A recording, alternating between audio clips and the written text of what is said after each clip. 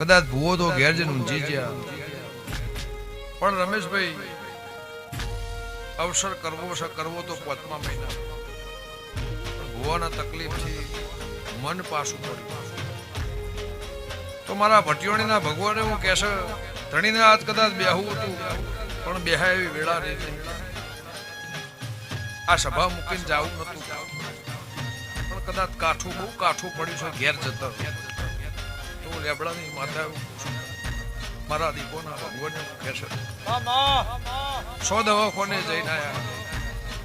હું હંથોની માતા ધણી એવું કહેતો છે ડોક્ટરની ભૂલ, પણ ભગવાન એવું કહે છે કે તારા માતાની ભૂલ.